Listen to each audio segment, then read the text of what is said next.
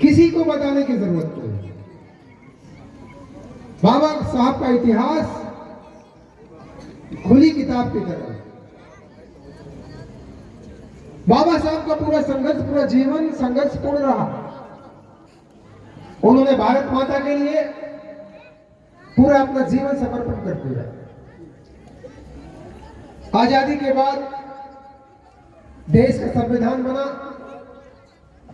संविधान बनने में सबसे अहम रोल अगर किसी का रहा तो बाबा भीमराव अम्बेडकर साहब का रहा। और उसी संविधान पे आज हिंदुस्तान की राजनीति, हिंदुस्तान की पॉलिटिक्स चल रही है। लेकिन सरकारों ने बाबा साहब को हमेशा अपमानित करने का काम, भाग्य का विषय रहा देश का। बाबा साहब को हमेशा पूर्व की सरकारों ने अपमानित करने का काम किया और उनके बनाए हुए संविधान को हमेशा तोड़ने का काम किया। यह कष्ट का विषय था, ये बड़ा दुख का विषय था कि बाबा के बनाए हुए संविधान को उस समय की सरकारों ने हमेशा तोड़ने का प्रयास किया। और यही नहीं, जब बाबा राजनीति में आए उस समय की सरकार ने बाबा को चुनाव में भी हराने का काम किया।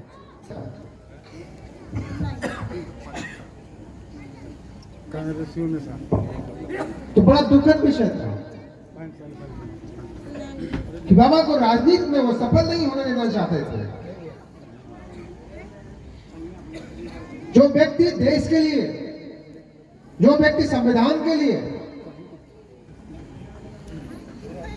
अपना पूरा जीवन समर्पित कर दिया, उसको भी उस समय की सरकार ने दबाने का प्रयास किया। लेकिन बाबा साहब तो ऐसी शख्सियत थे जो किसी से दबने वाले व्यक्ति नहीं थे। कभी कांग्रेस की सरकार के सामने झुके नहीं, कभी भी बाबा साहब कांग्रेस की सरकार के सामने झुके नहीं। बाबा ऐसी शख्सियत थे। और मैं बधाई देना चाहूंगा अपने देश के यशस्वी प्रधानमंत्री जी को। मैं भारतीय जनता पार्टी को भी बधाई देना चाहूंगा कि बाबा साहब आज हम सब लोगों के बीच में नहीं है, लेकिन देश आज उनको याद करता है, उनके बनाए हुए संविधान पर चलने का काम करता है। जब देश में भारतीय जनता पार्टी की गठबंधन की सरकार बनी,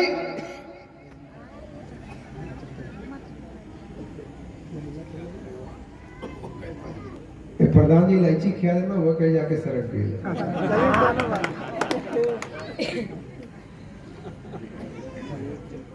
तो उस समय भी बाबा साहब ने बड़ी मजबूती के साथ काम किया।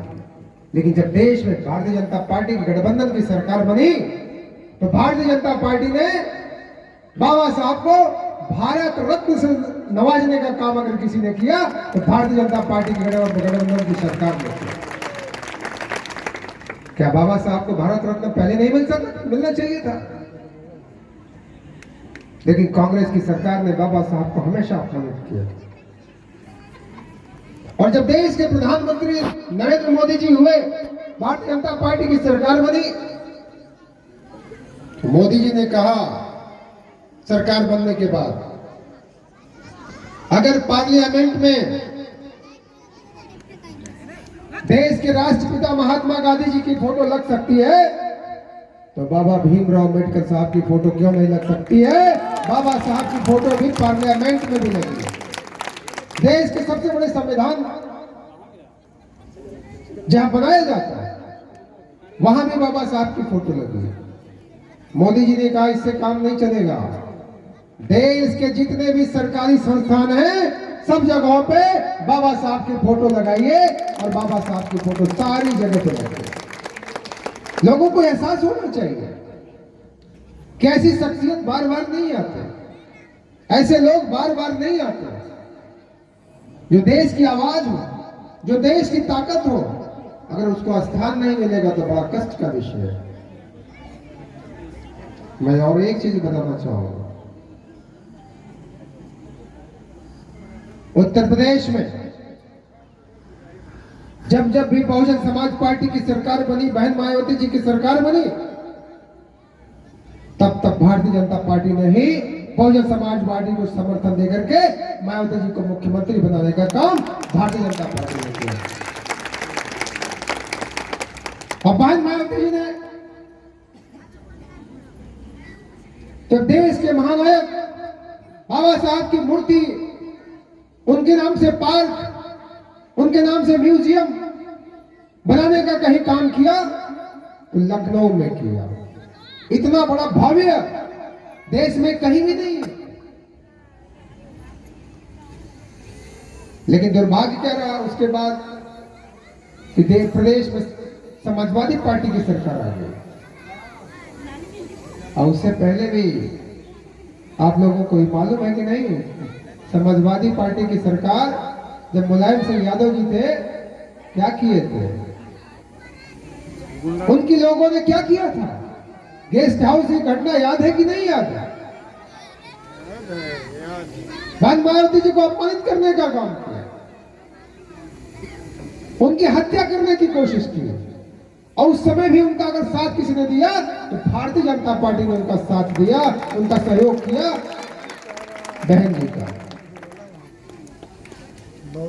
और जो बहन जी ने सरकार में बाबा साहब का स्मारक बनाया, मूर्ति बनाई, म्यूजियम बनाया, लेकिन दुर्भाग्य रहा कि फिर अखिलेश यादव की सरकार प्रदेश में आ गई। याद करिए अखिलेश यादव जी ने फिर क्या किया?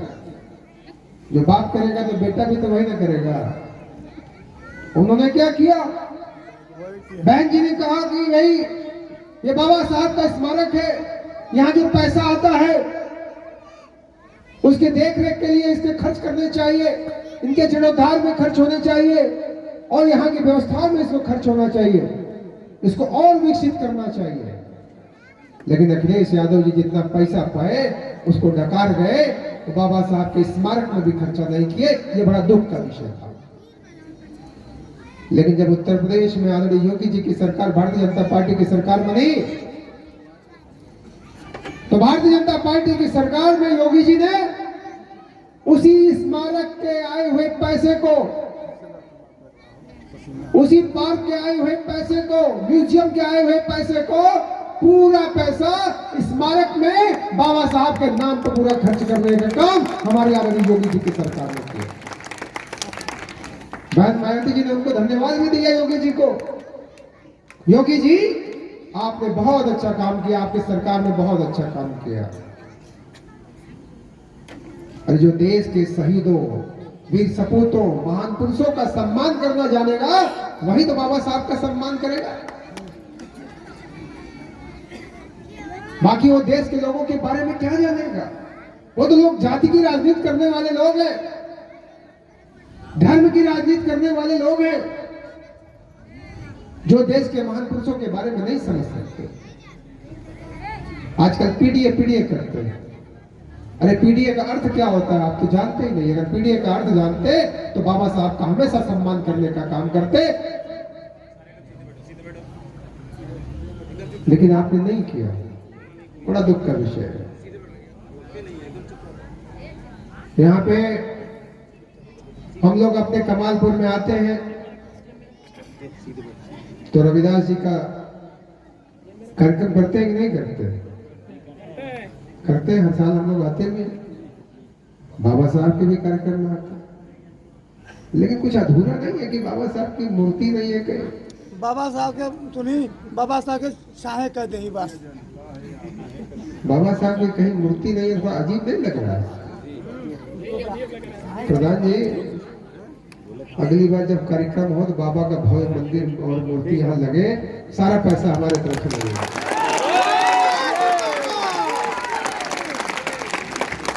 बाबा साहब के छाए के नहीं, बाबा साहब के छाए के नहीं। अरे एकदम छाए है बाबा साहब, दूसरे के छाए तो तुम उनको तू चिंता मत करो, बदे पूरी सरकार होगा,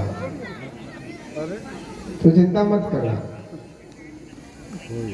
बाबा साहब के लिए थोड़ी सरकार है। बाबा साहब ने जो किया दूसरा कोई नहीं कर सकता। माननीय विधायक जी, देश की आवाज, देश की ताकत बाबा साहब। और बाबा साहब के लिए अगर हम लोग आप लोग कुछ कर रहे हैं तो ये सौभाग्य होता है। और बना तो बाबा साहब का भी योगदान है। उन्हीं के बनाए हुए संविधान पे हम लोग विधायक हैं। तो हम तो आपसे बाहर नहीं है, हम तो आपसे दूर नहीं है। बहुत जल्द हम लोग अधिकारियों को पत्र चले गए हैं और परमिशन भी मिलेगा। और बाबा साहब की मूर्ति प्रतिमा ऐसी आएगी कि उत्तर प्रदेश में आपको मूर्ति ऐसी दिखाई नहीं देगी।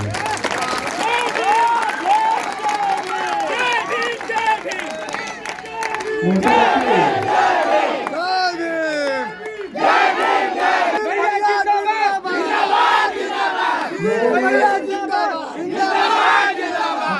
अपने बस्ती के लोग हमसे 50-60 लोग आ गए। अरे हमने क्या हो गया भाई, आप बताए होते हम ही आ गए होते। कहना नहीं, हम लोग सोचे कि भाई आपसे कुछ कहने आए हैं, हमें क्या कह कर हम चाहते कि मूर्ति दे दीजिए। अरे हमने कहा मूर्ति ये तो सौभाग्य हमारा कि बाबा साहब के नाम पे हम कुछ कर लेंगे, ये तो हमारा भी नाम अमर हो जाएगा। तो मूर्ति लगाना तो हमारा सौभाग्य ही है ना। तो हमने कहा जो मूर्ति में लगेगा सब पैसा आ जाएगा। तो सारा पैसा हमारा मूर्ति का लगेगा, किसी का 1 रुपया नहीं लगेगा। ठीक है। और जो भी हमारे सरकारी अनुदान होगा, चाहे स्थल का सुदृढ़ीकरण होगा, चाहे सेट लगेगी, चाहे लाइट लगेगी, वो सारी सरकार आपकी कृपा से तो है ही। सारी सरकार की आप लोगों की कृपा सरकार के ऊपर तो है ही। मैं अधिकारियों से बात कर लूंगा, बहुत जल्द हम लोग कार्यक्रम करेंगे और भव्य रूप से कार्यक्रम करेंगे। चिंता करने का कोई विषय नहीं, वो सारी जिम्मेदारी आपने हमें दे दी है। अब आपको चिंता करने की जरूरत नहीं। इसलिए मैं माता और बहनों से कहना चाहता हूँ, बाबा साहब तो रहे ना, वो बाबा साहब मनो का हो, चिंता करने की जरूरत कौन और आदेश हुई तो बताइए। करिए साहब, हाँ। कितना समय समय बता दें, ये हम काम शुरू कर दें, कुछ समय बता दें हम के बाद, लेकिन बहुत जल्द है, बहुत जल्द है। अरे मूर्तियां लगवाओ मैं, तो से फीता कटवाई चिंता मत कोई तो करेंगे, बहुत जल्दी होगी तो मजा आएगा। तुम तगड़ा आदमी हो। बाबा साहब की मूर्ति लगाओगे तो जेल चल गया, ऐसे बड़ी चीज क्या हो सकती है भाई। दुआ कर ले कि हो जाए बढ़िया साहब। चिंता मत करा, मूर्ति भी लगी और फीता भी काटल गई और मजा आ गई।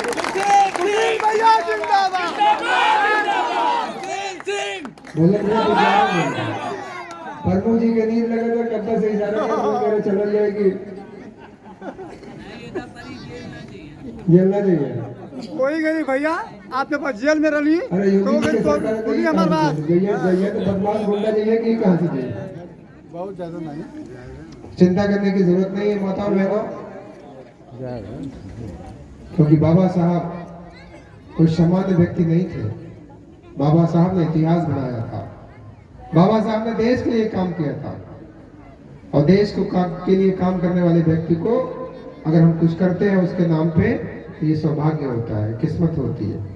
मैं आप सब लोगों का, कमेटी के लोगों का बहुत बहुत धन्यवाद देना चाहूंगा। भाई राजवीर जी को, इनकी पूरी टीम को, सुदामा भाई को, आप सबको बहुत बहुत प्रणाम करते हुए एक चीज जरूर कहूंगा कि बाबा साहब का संकल्प था कि अपने बच्चों को शिक्षा दीजिए। अगर आपने अपने बच्चों को शिक्षा दे दिया, जैसे शेरनी का दूध होता है उसी तरह शिक्षा होता है। अगर आपने अपने बच्चों को शिक्षा दे दिया तो देश की सबसे बड़ी ताकत बन जाएगा। कोई भी गरीब परिवार का बेटा बेटी अगर पढ़ने में तेज होगा, अगर खेलने में भी तेज होगा, अगर परिवार के लोग सहयोग नहीं कर पा रहे होंगे तो आके मुझे बताएगा, उसका पूरा खर्चा हमारी तरफ से होगा कि वो आगे बढ़े, देश के लिए, समाज के लिए काम करे। और एक चीज और मैं कहना चाहूंगा, भारतीय जनता पार्टी ने बाबा साहब के लंदन में जब बाबा पढ़ते थे, बाबा साहब उसको भी खरीद लिया। वहां का भी जीर्णोद्धार कर दिया, वहां म्यूजियम बना दिया।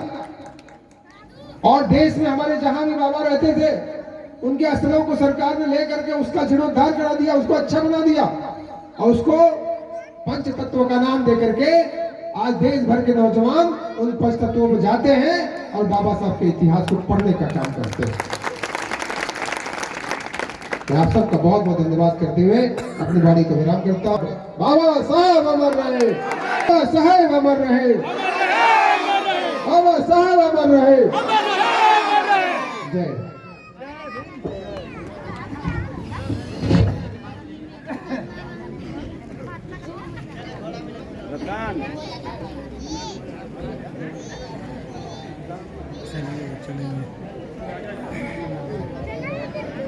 बहुत बहुत धन्यवाद आदरणीय विधायक जी। जैसा कि आदरणीय योगी आदित्यनाथ जी का आदेश निर्देश है कि पूरे उत्तर प्रदेश में जहां भी बाबा साहब की मूर्ति है उसका जीर्णोद्धार किया जाए, उसका संरक्षित करके उसको सुंदरीकरण के साथ साथ जो है अच्छा किया जाए। और वही कहा गया। इसी के साथ आए हुए सभी का